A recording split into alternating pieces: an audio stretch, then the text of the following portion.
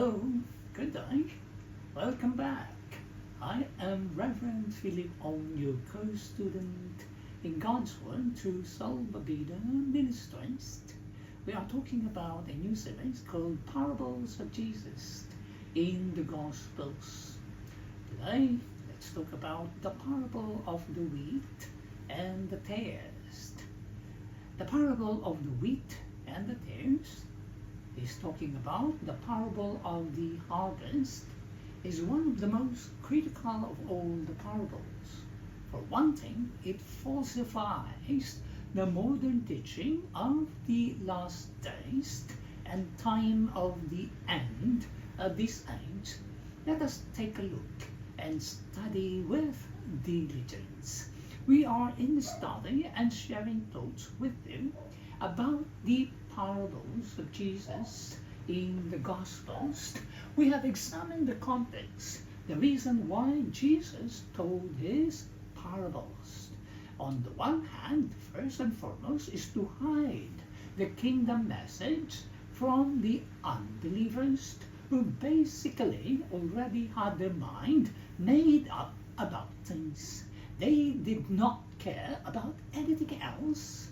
Jesus told the parables to harden their already hardened hearts.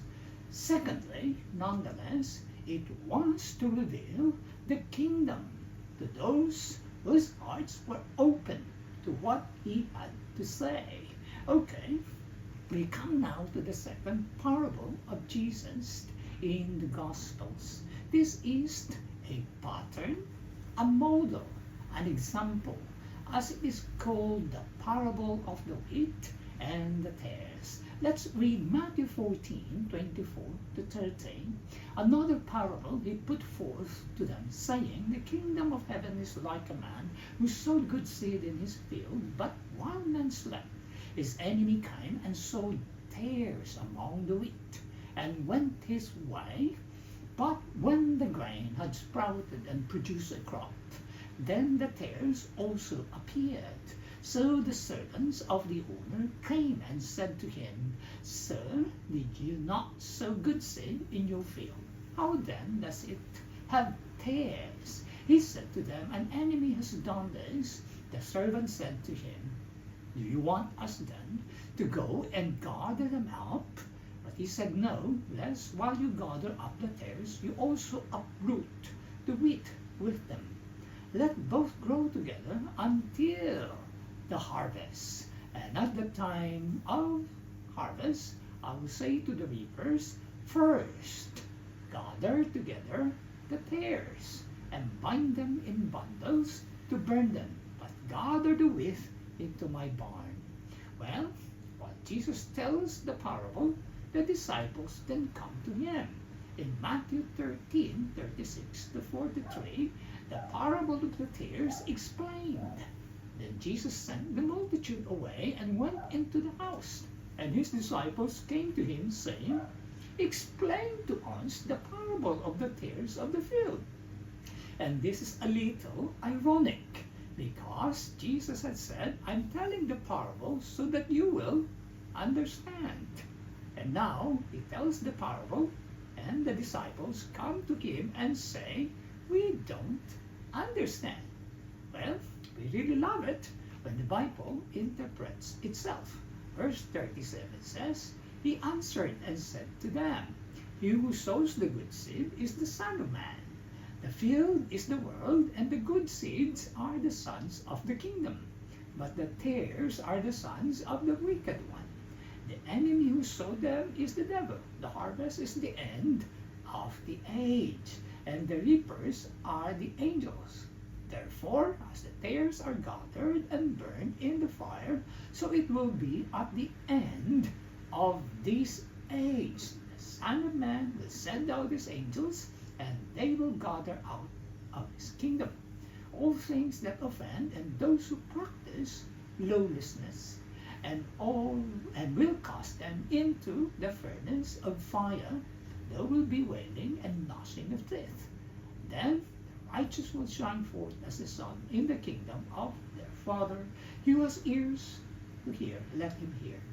As we mentioned, we believe this is a pattern, a model, an example. It lays the groundwork for our later understanding of the teaching of the harvest and the resurrection and the end of the age. One of the first things we want to notice is that in our world, the traditional teaching of the last days, it says that the world is going along and all of a sudden the righteous are taken out of the world, leaving the wicked behind. But we want you to notice that both in the telling of the parable and in the explanation of the parable, the modern and the present view of the last days completely contradicts what Jesus had to say. Notice in Matthew 13 verse 30, as he tells the parable, he says, first, gather together the tares, bind them in bundles to burn them, gather the wheat into my barn.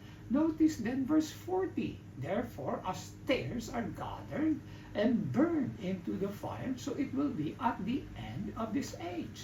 The Son of Man will send out his angels, they will gather out of his kingdom all things that offend those who practice lawlessness, cast them into the furnace of fire. There will be wailing and gnashing of teeth. Then the righteous will shine. Do you capture the force of the first? That first, the wicked would be taken first. The wicked will be gathered. It is not first the righteous, then the wicked. As we conclude, Jesus' parable of the wheat and the tares directly contradicts the present popular teaching of the last days, that the righteous being gathered first and then the wicked. Jesus said, first gather the wicked, cast them into the fire, then gather the righteous. There's no room, there's no place for modern teaching of the last days that has the gathering of the elect and of the righteous first. You see what we mean when we say that parables are so incredibly important. See you next week as we say in Salva Vida Ministries, bringing hope in times of trouble and witnessing God's saving grace. Goodbye.